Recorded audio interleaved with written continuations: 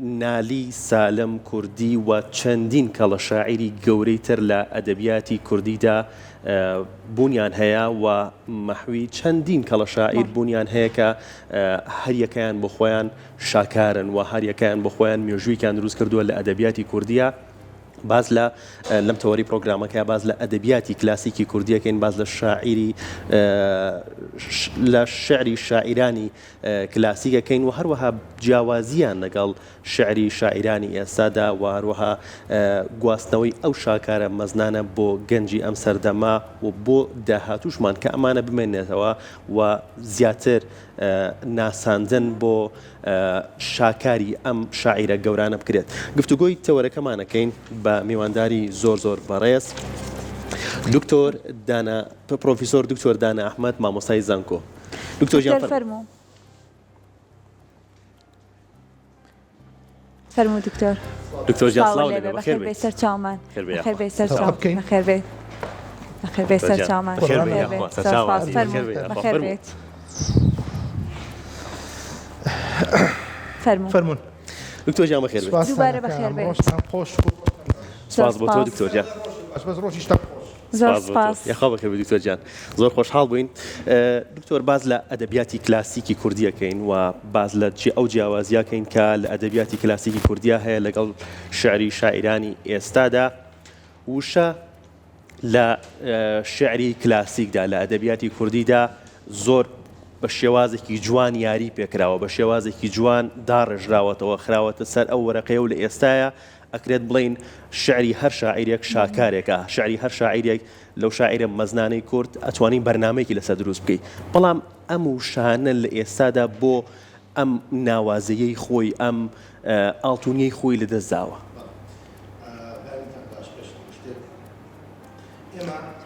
بەڵێ مامۆستا مایکت خەلەلێکی تیا هەیە ئێستا تا هاوکاران و هاوڕێنمان بۆت چاکن گرفتەکە چاکەن. هەندێک لە شعرەکان هەیە کە ئێمە چەندین جا بەرنامەمان لەگەڵ بەڕێسا کردووە کە ئەکرێت بڵین نیو کاتژمێرمان بە بەڕێزت دابێ بەڵام کاتەکە کەم بووە و پێویستی زۆر بە کاتی زیاتر بووە و بە کاتژمێرێک بە دوو کاتژمێر بە چەند بەرنامەیەک ئەکرێت بڵین باسکردنی ئەم شاکارە باسکردنی ئەم شعرانە هێشتا کاتێکی باش نیە، کاتێکی گونجاو نیە، کاتی زیاتری ئەوێت. بۆ ئەم شعرانە لە ئێستاە دووبارە نابنەوە، بۆ ئەم وشە جوانانە کە کاتی خۆی داڕژراون ئەم یاریان پێکراوە بەڵام لە ئێستادا هەر ئەمان وشەیە بەڵام وشەکان زۆر سادە بوونەتەوە. بەڵێ ئێستای شەکاوانیە؟ بەڵێ بەیانیتان باش. طبعا زمان بە شێوەیەکی گشتی وەکو مؤسسەیەکی زیندوو وەکو دیاردەیەکی زیندوو ئەم دیاردەیە کار لەسەر بوونی دوو با بڵێن دوو فاکتەر دوو هۆکاری سەرەکیەکە. هۆکاری یەکەم مەسئلەیە کە پێی ئەوتێ لێکسیکۆلۆجی علمێکی تایبەتە کە پێوتێ علمی مەعاجم یا فەرەنگناسی. ئەم دنیاە ئەم علمە کار لەسەر ئەوە کە چۆن چەمک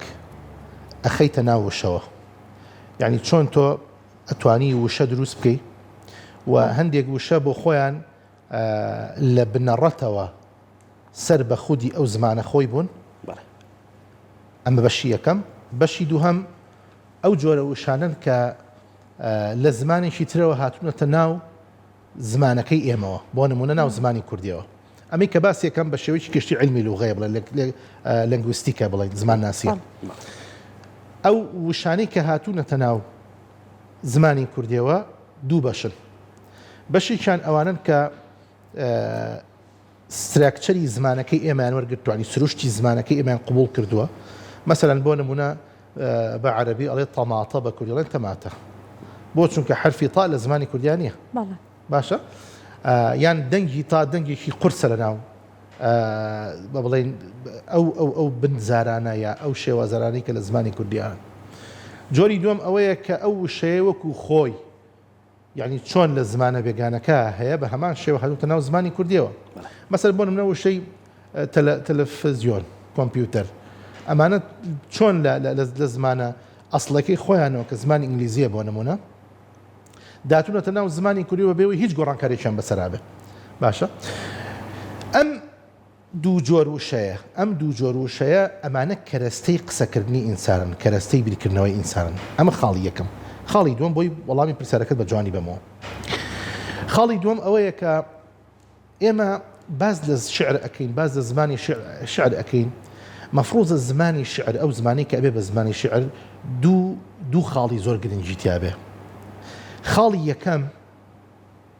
سەرنجی ئێمە ئەنی مۆسیقای ئەو کەلیمانە هارمۆنیەتی دەرەوە و ناوەوەی ئەو کەلیمانە ئەو وشانە سەرنجی ئێمە ڕابکێشێ خاڵی دووەم ئەوەیە کە وێنە دروست بکە وێنە زانی جیاوازی نێوان زمانی ئەو هەواڵی کە ئەخوێندێتەوە هەواڵێکمان پێ ئەخوێنێتەوە لە فڵامەسە ئێستا ئەم بەیانیڵێ لە بەداخەوە تەمان لە گەڕێکێکی شاری کەرکووک ئاگر کەوتۆتەوە بەداخەوە لە بازاڕە دێرینەکان بەڵێ ئەمە هیچ خەیاڵێکی تیان نییە مەفهومێکە چەمکێکە ئەماناتی هەواڵێکە ئەماناتی مش قبوڵێکی باشە بەینەما کە تۆیتە سەر ئەوەی کە بۆ نمونە نالی کە باز لەوە ئەمەسەر مەحوی بۆ نمونە یان بینەوە سەر نالی کە باز لەوە ئەکا ئەڵێ لەکن ئەو جەوهەری فەردا لە هەیولا نییە باس ئەڵێ دەمی حەبیبە ئەچوێنێ بە چی؟ ئەچوێنێ بە بچووکترین بەشی گەردیلە کە قابلی دابەشبوون نییە ئەزانی؟ باشە یعنی تۆ بزانە دیقەتی ئەمە بە مادە لە گەرد دروسە بێ گەرد لە گەردیلە دروسە بێ گەردیلە لە ناوک و ئەلکترۆن بە دەوری ئاکرێتەوە تعریفی ناوک کە ئەکرێ ئەو بەشەیە کە قابلی دووکردبوون نییە تەسەوری ئەوە بکە نالی تۆ ئەباتەوە بۆ ئەوەی کە دەمی حەبیبە بۆ ئەشوبهێنێ بەو ناوکە زانی ئەو ناوکە قابلی دابەشبوون نییە ئەو ناوکە ئەبێت 400,000 جار گەورەی تای بینی بچووکی دەمی حەبیبە ئەشوبهێنێ بەوە ئەمە چ خەیاڵێکە زانی چ دنیابینیەکە دکتۆر هەر نمونەیەکی تر نالی ئەڵێت من دەڵێم شەو بوو بە ڕۆژ نەفسم دەڵێت ڕۆژ بوو بە شەو ڕاستە باشە ئەو موسیبە چونکە چاوی پێسپی بوو من غەڵەت مناقەشەیەک لەگەڵ عەقڵیە بە ئێمە ئەڵێت بەڵام ئەمە دروستە بێت ئەم شاکارە دروستە بێتەوە کاکە حەزەکەم شتێک پێ بڵێم لەناو ئەدەبی کلاسیکیە جا تۆ نەهێش خاڵی سیان باسکەم لەناو ئەدەبی دکتۆر هەر شتێکی بگریت زۆر درێژاکێشێ خاڵێکی سەرەکی هەیە لەناو ئەدەبی کلاسیکی ئەویش ینی حضوری منطقە حضوری عەقڵ يعني هميشه ديت تعليله بو عقلي بو ظاهريك كعقل قبولك يعني خالي سهم جوري ادبي كلاسيكي كردي لوايا كهميشه او هو كاريك روني اكاتوا ولا مشكيتو اكا قبولك شلون بشكل لوجيكي بمنطقيانه بعقل تفسيري اشتكانت بوكا بعقلك ازاني مثلا بو نمونه وتم آية بزاري خوت أبرسي حالي زاري من بروي هنايا يك وك شكلي لا يعني كبيزارم تماشاي شون ياري بم شي زاراك زار يشي لمعنى كان يعني زمان الله زاري كردي يعني زماني كردي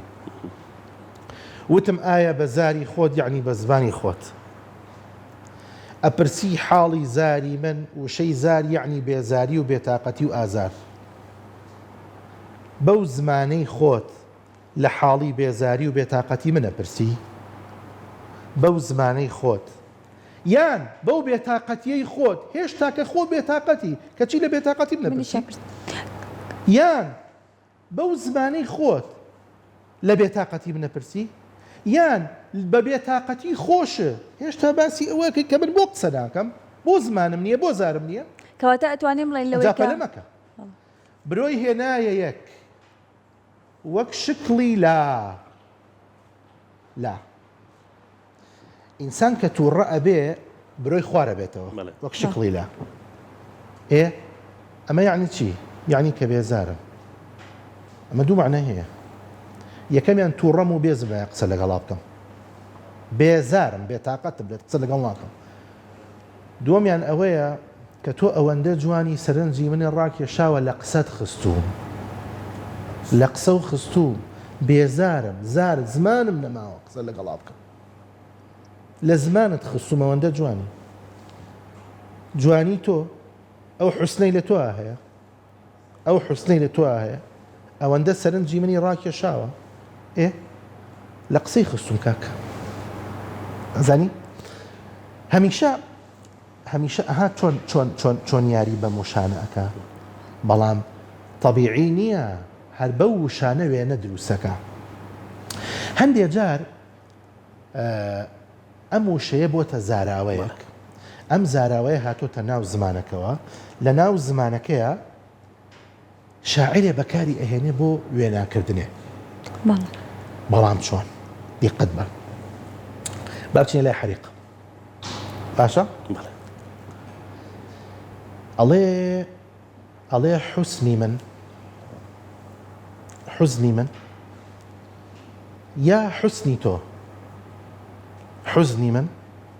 یا حوسنی تۆ طبعا وشە ئاراییەکی جوانی تایە حوزن بە ز حرفی زای یعنی دڵتەنگی غەمگینی حوسن بە سین یعنی جوانی حوزنی من و حوسنی تۆ غەمگینی من و جوانی تۆ ئیشکالە تا ئاخر نەفەس هەتا مردن کێشەیەکی گەورەیە با بزانین بۆ ئەڵێ بۆچ هەواڵی حوسنی من و حوسنی من و حوسنی تۆ ناگا بە کەس بۆچ زەکاتی حوسنی من و حوسنی تۆ ناگا بە کەس تۆ دیقەت بە وشەی زەکاتمان هەیە زەکات باشە زەکات ئەمە کەلیمەیەکە لە عیلمی فقها بەکار هاتووە بۆ ئەو ماڵەی کە ئینسان لە ماڵەکەی خۆی بەڵام شەرت و شروتی هەیە کاکە شەرتی یەکەم ئەوەیە ئەو ماڵەی کە زەکاتی لەیەکەوێ ئەو ماڵەیە کە قوت ئەوەیە کە ئینسانی پێژی مەسەلە ئێستا تەماتە قوت نییە خەیار قوت نییە چکۆ ئینسانی پێناژی وەنیە تۆ ناتوانانی هەفتەی هەر خەیار بخۆی مانگێر خەیار خۆشتی وایە بەڵام ئەتوانی مانگێ نانی وشک بخۆی بە ئاوە پێی ناژی پێژی کەواتە گەنم قوتە بەڵام خەیار قوت نییە باشە هەموو ئەو شتانی کە ئینسانیان پێژی قوتن مەسەلەن برنج قوتە بەینەما لە هەموو میوەکانە تەنها خورما و مێوەش قوتن چونکە ئەم دوانە ئینسانیان پێژی باش کەواتە خاڵی یەکەم ئەو ماڵی کە تۆ زەکاتی لێ ئەی مەفروزە قوت بێ ئینسانی پێبژی ئەوە یەک دوو مەفروزە زەکاتی مەفروزە نیسابی بەسەرا بڕۆ نیساب ئەوەیە یەکەم ساڵێکی بەسەرا بڕوە لەو ڕۆژەی دادناوە ئیشت پێی نییە ساڵێکی بەسەرا ئەڕوە ئەوە یەک دوو لەمەش گرنگتر ئەوەیە کە زیادە بێ لە ئاستی خۆی زیادە بێ لە حەدی خۆت زیادە بێ باش دە تۆ دیقەت ئێمە بە چۆنی بکەنەوە ئەڵێ ئەو حوزن و دڵغەمگینەی من هەمە من پێژی قوتە ئەو جوانەی کە تۆش هەتا ئەمەندە جوانە ئەمەندە گرنگە پێژیت ئەو عشقی کە تۆ ئەیی بە عاشق ئەو عشقی کە تۆ پێیە بەخشی ئەو خۆشەویستی تۆ ئەیتێ ئەمە قوتە پێژی کاکە ئەمە یەک دوو ئەم قوتە نیسابی هەیە یعنی لێت زیایە ئەوەندە زۆرتێ چۆن ئەو حوزنەی من ئەو غەمگینەی من ئەوەندە زۆرە لە خۆم زیادە ئەو جوانی تۆش ئەوەندە زۆرە لە خۆت زیادە زەکاتێکە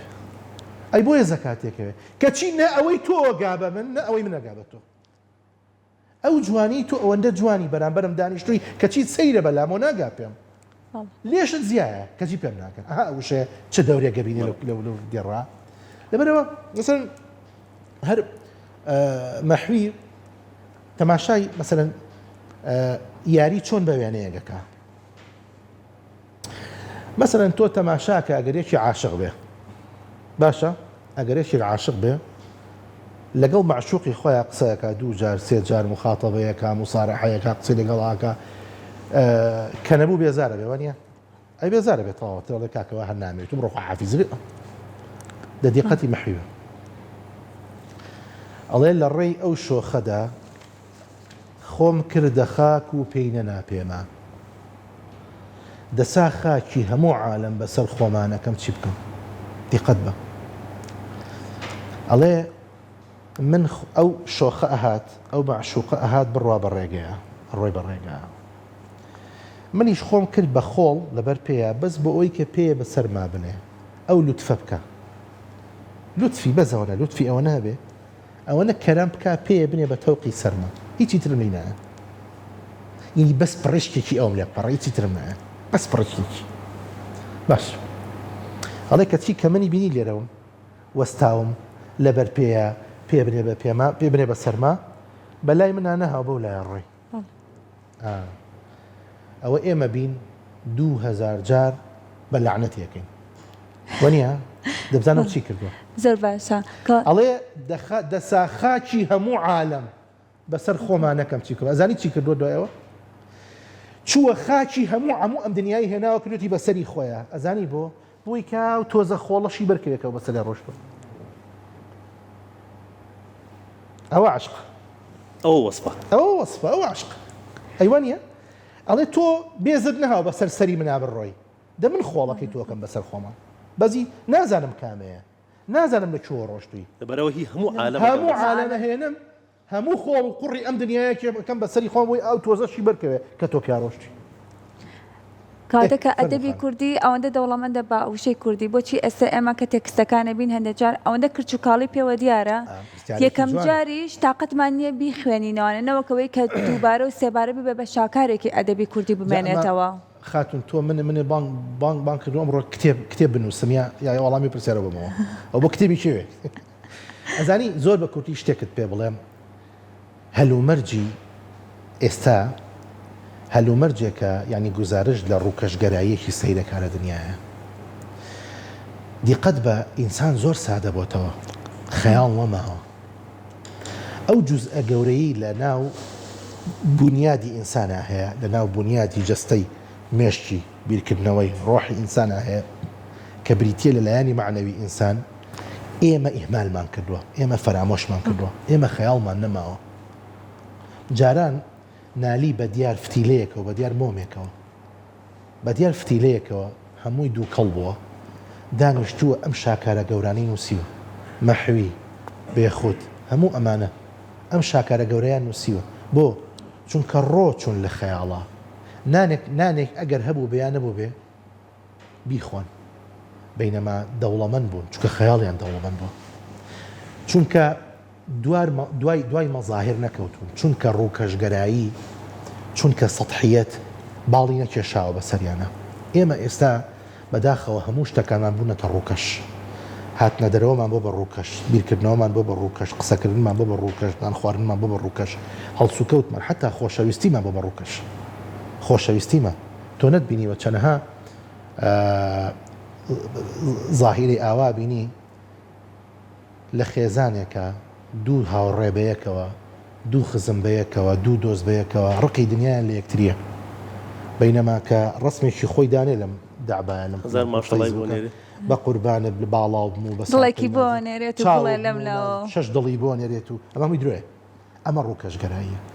ئەمە وا لە ئینسانەکە با پێتان بڵێم ئینسان دوو لایەنی هەیە لایەنێکی جوانی و لایەنێکی شاراوەشی هەیە کە جوان نییە ئینسان پەرەی پێەیە دروستێکە بە خێوێکە ئەگەر ئەو جوانیە ڕازگۆ نەبووی لەگەڵی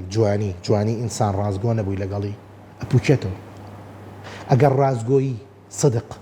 ڕازگۆیی لە ناخی تۆیە لە ناو ڕۆحی تۆیە پاک نەبووی لەگەڵی ڕاز نەبووی لەگەڵی ڕازگۆ نەبووی لەگەڵی پوچێتەوە خەیاڵ ئەگەر بەکارت نهێنە نامێنێ ئەو وێنە جوانانە نەماون لەبەرەوەی کە ئێمە ئێستا ئەم جیلەی ئێمە ئەم نەوەی ئێمە نازانێ خەیاڵ چێ خەیاڵ بەکار نایێنێ ئەسڵەن داخڵی خەیاڵ نابێ ئەسڵەن ئیعتیکاف ناکارە ناو خەیاڵە ڕۆ ناچێت ناو خەیاڵە خەیاڵی نەماوە دکتۆراڵی ئەم جیلەی ئێستا وایە بۆ ئەم جیلەی ئێستا بەڵێ منەڵم بەڵێ ئەم نەوەی ئەگەر ئەم جیلەی ئێستا بوو بە پەروەردەکاری ئەو جیلەی داهاتوو چی لێ بەسەری ئەوەی تر وردەوردە بەرەو خراپەیەێ وردەوردەوای لێ ئەنی ئەم میلەتە ئەپوچێتەوە بەداخەوە و من ئێستا ینی من هەمیشە گەشببینم بەڵام هەمیشە هەڵانێن بۆ ئەوەی کە ینی هەموو لایەک ڕۆڵی هەبێتەوە بەداخەوە ئێمە يعني ئێمەش کە من ینی مۆستایەکی زانکۆم مقصرم لەوە کە نەمتوانیوە لەبەرەوەی کە خۆم داخڵی ئەو دنیای خەیاڵە جوانە نەبووم ناتوانم خوێنکارەکانم پەروەردە بکەم لەسەرەوە. ئەزانی چی کاکە شتێک هەیە زۆر گرنگ ئێمە بیزانین. هەمیشە مامۆستا شێخ محەممەد خەڵق قسەیەکی هەیە ئەڵێ ئەو قسەی کە لە دەمیەتە دەرەوە لەم گوێیەوە ئەڕوا و لەو گوێتە دەرەوە، بەڵام ئەو قسەی کە لە دڵێتە دەرەوە ئەچێتە ناو دڵ و مێشکەوە. مشکلی ئێمە ئەوەیە قسەکانمان لە قوڵایی خەیاڵمانەوە نایەتە دەرەوە. ئێمە خۆمان نەمانتوانیوە چێژ لەو خەیاڵە وەربگرین. ئەی چۆن نەتوانین بیگەین بە بەرامبەری خۆمان؟ تۆ نەتوانی یعنی خۆشی لە شتێ ببینی چۆن ئەیدەی بە خەڵکی تر؟ چۆن باسی ئەو خۆشی ئەەکەی بۆ خەڵکی تر؟ ئەزانی ناتوانانی باسیکەی. ئێستا من هەندێک جار لە بەرنمەیەکی ئێوە بووە بزانم کە فوکوڵم هەستا و تۆزێ گریان بەڕاستی بە دیار شعرێکی نالیەوە کە بۆ سلێمانی وتووە. باشە ینی ئەگەر من ئەوە لە ناخی دڵمەوەنەیە، ئەگەر لە قوڵایی دڵمەوەنەیە، ئەگەر من ئەو شعری نالی نەی هەژانە بێتم چۆن نتوانم ئەو هەژانە بگێنم بە تۆ؟ چۆن نتوانم ئەو خەیاڵە بگێنم بە تۆ؟ چۆن نتوانم ئەو جوانیە بگێنم بە تۆ؟ ناتوانم. ئەزانی بۆیە هەمیشە لە عیلم النەفس ئەڵێ قیژە چۆن نەگێڕێتەوە؟ قیژە ئەو شێرکۆ بەگەر شعرێکی لەسەر زۆر جوانە. ئەڵێ هاوار چۆن نەگێڕێتەوە؟ بەچی گێڕیتەوە تۆ؟ ئەڵێ فڵان کەس هاواری کرد، ئەمە گێڕانەوەیە. قیژە چۆن نەگێڕێتەوە؟ چۆن باز دەکرێت؟ باز ناکرێت. ئەبێ هەستی پێ بکەیت، ئەبێ شعوری بۆ بجوڵێنی، ئەبێ تەخەیولی بکەیت، خەیاڵی بکەیت. بۆیە یعنی وەختێک من ئەتوانم ئەو چێژە بگێنم بە تۆ، بگێنم بەم ناوەیە کە خۆم چەشت بێتم، کە خۆم تامم کرد بێ، کە خۆم لەزەتم لێ بینی بێ، کە خۆم ئیستیمتاعم پێوە کرد بێ. کەی من توانیم ئەو خۆشیە لە ناخی خۆمە هەست پێ بکەم، ئەو کاتە ئەشتوانم بیگێنم بەونەوەی کە لە لەبەر دەستی بنا پەروەردە. باشە دوو کۆشتێکی ترمان هەیە سەبوون ئەگەر شعرێکی مەحوی بە نمونە بێنینەوە ئەگەر من یان زۆر کات بینی ومانە لە سوشال میدیادا دەئەنرێتەوە بە هەڵە دەئەنرێتەوە. بەڕێزت باست لە جیاوازی دووشە کرد لە شعری نالیە حوسن. من یەکێ لەو خەفەتانەی کە هەمە ئەمێ کە باسیکی من نەمیز باسی بکەم بەداخەوە، یعنی یەکێک لەو شتانی کە هەمیشە ئازارمەیە. ئەچەند نازانم پێی جیاندا ناوە بە ناوی نالی و مەحوی و شێخ ڕەزاوچی و هەموو شعرەکان بە غەڵەت داڵێن کە بەڕای من و بە بۆچوونی من ئەمە جۆرێکە لە ئێرەهاب، جۆرێکە لە تیرۆریستی، هیچی کەمتر نییە لەو شەڕێکە داعشێکە لەگەڵ میلەتە. چونکەوە دەستکاریکردنی خەزیێنەی ئاڵتوونی ئەم میلەتێ، دەستکاریکردنی مێژووی ئەدەبیاتی ئەم میلەتێ، دەستکاریکردنی ڕەهەندی مێژووی گەورەیی بەڵێن کللتوری ناو ئەم میلەتی من و تۆیە. چۆن نەبێ ئەوەی لێ بکەی؟ لەبەرەوە یعنی یەکێک لەو شتانی کە بەڕاستی عەزێتی دڵما ئەوەیە. من یعنی هیوادارم کە ئەم شتانە ببن بە مؤسسە، یعنی ببن بە دامەزراوەیەک هەبێ کە وەکو چۆن جاران کۆڕی زانیاری کورد هەبوو، دامەزراوەیەک هەبێ تایبەت بێ بە شعری کلاسیکی کوردی، دامەزراوەیەک هەبێ بە ینی من لەگەڵ ئەوانیم گۆڕانکاری ڕوونا، لەگەڵ ئەوانی مەسە ئێستا تەکنیکی شعر گۆڕاوە کەس ناتوانێت باز لە گەورەی مامۆستا شێرکۆ بێ کەس بکە، لەتیف هەڵمەت بکە، فڵان و فیسار بکە، کەس ناتوانێت بیکە. ئەمانە گەورن، ئەمانە زۆر بۆ چونکە توانیویانە تەکنیکی شعر بگۆڕن بە ئاراستەیە کە جوانتری بکەن، نەگوکو خۆی بێڵنەوە نەک ناشنیتی بکەن. ینی مامۆستا شێرکۆ بێ کەس یەکێ لەو شتە جوانانەی کە من زۆر لە هەمیشە باسی یەکەمەوەیە کە توانیوێستی سروشت لە ناو شعری خۆیان سروشت بجوڵێنێ، ڕۆحی بکە بەبەرا قسە بکە، قسەکە. ئەمە تا ئەوان ئەی دوای ئەوان ئەجا پەلەم لێ مەکە. هەر لەگەڵ ئەوانە شاعریش هەبوو کە کاریگەری خراپیە بۆ لەسەر دەقنووسی وا هەبوو نەکرد شعر لە چیرۆکیشە هەبووە، لە چوزان لە هەموو ژانرەکانی تر هەبوون کە کاری لە سەحافەیە هەبووە، لە هەواڵ خوێندنەوە هەبووە، لە ڕاگەاندنەکانە هەبووە کە بەداخەوە ینی ئێستا یەکێک لەو فاکتەرانی کە کاریگەری خراپی هەیە لەسەر زمانی کوردی ڕاگەاندنە. کە من هیوادارم ئێوە بەم ئەم ئامڕاستەیە کورسات ئەو ئاراستەی کە هەیەی وهەی بووە پەرەی پێبا. کورسات زمانێکی زۆر ڕەوان و جوانە. من لێرە زۆر سوپاسیان ئەەکەم هەموو بەشەکانیان. بەینەما يعني نمونەیەکم هێنایەوە جاری پێش و نازانم لەم بەرنامەی ئێوە بوو یا لە بەرنامەیەکتر بوو کاکە غەڵەتی وا کرد لەناو زمانەکە قابلی قبول نییە آخر توخوا معقولە تۆ مەسەلەن بڵێ ئەڵێ پۆلیسی فلانە شوێن لە فلانە تاوانباری پێچایەوە یاپراغە پێچێتەوە خۆ یاپراغ ناپێچێتەوە کاکە پێچانەوە ئەوەیە تۆ لە چەند مادەیە لە برنج و کەرەوز و چوزام چی پێچیتەوە بە یاپراغ ئەوە پێچانەوەی کاکە پۆلیس لە خەڵکە پرسێتەوە پرسیینەوەی لە پرسیینەوە باشە مەسەلا بۆ نمونە ئەڵێ وەزیری فلانە شوێن هەڵسا بە زیارەت کرد چۆن هەڵەسێ بە زیارەت کردن خۆ ئەیدانیژە چێکە بڵێ سەردانی فلانە شوێنی کردوتەوە یا مەسەلا بۆ نمونە ئەم ساڵیش ئەم دیاردەیە بێ بەداخەوە ینی کە من باس یەکەم بۆیە چاک کرێ نەک خراپتر بکرێ کاکی خۆم لە زمانی کوردیە ئێمە دوو پێشگرمان هەیە پێشگری هەڵمان هەیە لەگەڵ پێشگریدا هەڵ بۆ سەرەوەی ئەڵێ هەڵمدا هەڵم خست هەڵم بڕی وەنیە دام خست دام نا دام ڕمان بۆ خوارەوە ئەوە بۆ خۆمان فەنیتیانە کاکی خۆم باشە تۆ کە پێناسی بۆ نمونە لافاوە کەی لافاو چییە؟ لافاو ئەوەیە کە لە ئاستی ڕووی دەریاوە ئەوە بەرزە بێتەوە وەنیە ئێ بەرزە هەڵەسێ لافاو هەڵەسێ ئەمە گرانە شتێکی زۆر گرانە دەوەڵی من گوێم لە هەواڵی هەندێک کەناڵ بووە بەداخەوە تەبعاً ئەڵێ لافاو کەوتەوە خوراگرەکە بێتەوە کاک کەوتەوە ئەین تەشەنەی کرد یاگر وای لێ کەواتە ئەمانە چۆن چاک لافاو ڕوویدا دەعم بووە چۆنە بێشتی وە کاکی خۆم لەبەرەوە یعنی ئەمە مەفروزە بەڕاستی وەزارەتی ڕۆشنبیری جنێکی هەبێ بۆ ئەمە بەستە لە زمانزان لە کەسی پسپۆر و ئەم شتانە بکا بە یعنی عقوبەی بۆ دابنێ سزای بۆ دابنێ ئەو کەناڵی کە لەم چوارچێوەیە دەرەچێ سزای بدە و لە هەروەها نەکرد کەناڵ مؤسسەکانی چاپ و نەشر چاپ و بڵاوکردنەوە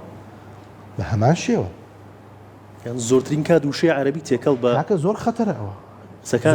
زۆر خەتەرە کاکی خۆ یعنی وشەی زمانەکانی تر ئێمە زمان ڕاستە دیاردەیەکی زیندووە وشە لە زمانەکانی ترەوە وەرەگرین و زمانی کوردی و مافی خۆمانە و مافی زمانەکانی تریشەکە وشە لە زمانی کوردیەوە وەربگرێ ئاخر خۆ ئێستا مەسەل بۆ نمونە لە ئەدەبی عوسوڵی متأخیرە لە ناو ئەدەبی عەرەبیە کۆمەڵی وشەی تایە کوردین کاکی خۆم وشەی باشی تایە باش لە ناو شعری عەرەبیە وشەی باشەیە و وشەی تریش زۆر زۆرە وشەی فارسیە چۆتە ناو زمانی عەرەبیە وشەی عەرەبی چۆتە ناو لە 137 زمانی فارسی عەرەبیە ئەمە حەقێکی زمانە چکە زمان دیاردەیەکی زیندووە بەڵام تۆ هەتا وشەی ڕەسەنی خۆ دۆستا بێ نابێ بچی بەلای وشەی ترە لە هەمان کاتە ئێمە شێوەزارەکانمانەیە ئێمە ئەبێ بگەڕین ئەو وشانەی کە بێگانن لە ناو شێوەزارەکانە لە گۆرانیە لە زازاییە لە چوزام لە کرمانجی ژوورووە لەمانەیە بین وشەکانیان بێنین و بە چۆن خزمەتی زمانە ستاندارەکەی خۆمانی پێکەین دەوڵەمەنی بکەین هەتا بتوانین وشەی بێگانە فڕێبتەی بدێنێ دەرەوە بەڵام مەفهومی تازە و زاراوەی تازە و چەمکی تازە بخێنە ناو زمانەکەەوە بەردەوام قاموسی زمانی زیندوو فەرهەنگی زمانی زیندوو ئەو فەرهەنەیە کە بەردەوام ساڵانە تازە ئەکرێتەوە بەردەوام لە بۆ نمونە وڵاتێکی وەکو ئەڵمانیا فەرهەنگی جنێوی هەیە جنێودان هەموو ساڵێ تازەیەکاتەوە هەموو ساڵێ چ وشەیەکی تازە ئەچێتە ناو زمانەکەەوە تازەیەکاتەوە ئێمە ساڵی من نمونەیەکت بێنێ ساڵی هەشتاکان لە ناو ئەم شارەیە جگەرەیەکە بۆ پیانەوە سۆمەر باشە سەنە ماوەتەوان جگەرەی سۆمەر دوو نەوە هەبوو نوعێکیان پاکەت بۆ کرایەوە نوعێکیان گەڵایەکی بەسەرەوە بوو هەڵە بچڕە گەڵایەکی بەسەرەوە بوو لە دوو لە ساڵی نەوە و یەک لە ڕاپەڕینە مەزنەکە هێزی فەرهود هەبوو چونیان بەسەر معمەلی هینەکە مەعمەلی جگەرەکە ئەم جگەرانیان هێنا ئەو فەرهودێکە خەڵک چوو ئەو پاکەتانەی هێنا لە ناو جگەرەکە خەڵکەکەیانەوە گەڵا بەسەر مەفهومە وشەیەکە زاراوەیەکە هاتە ناو زمانەکەەوە ئێستا نەماوە تەڵان بۆ فترێکی زەمەنی هاتوو ڕۆی مەفروزە ئەمە سبەینە ڕۆژ لێکۆڵینەوەیکی وەصفی بکرێت لەسەر زمانی کوردی لە فترەی ساڵی نەوەتەکانە مەسەرەن لە 85 تا 95 کە ئەکرێ ئەم زاراوەی تیاوێ گەڵا بەسەر یعنی چی بێ بگەڕێنەوە بە ئەو ستراکچەرە و فترە زەمانیە لەو کاتەیە ئەمە کاری فەرهەنگە دەست خۆش بە دکتۆر ژیان تاوان چەند کاتژمەری تر بەڕێزت قسە بکەی ئێمە و هەم بینەرانیش پێمان خۆشە کە گوێت لێ بگرین زۆر دڵخۆشم کە ئەمڕۆژ لەگەڵ بەڕێسا بەرنامەمان کرد هەرچەندە کاتەکە زۆر کەم بوو کە پێویستمان بە کاتی زۆر زیاترە چونکە ئەدەبیاتی کلاسی کوردی پێویستی بە کاتی زۆر زۆرەکە مناقەشی لەسەر بکەین و گفتوگوی لەسەر بکەین سپاس بۆ ئامادەبوونێ زۆر سپاس بۆ ئامادە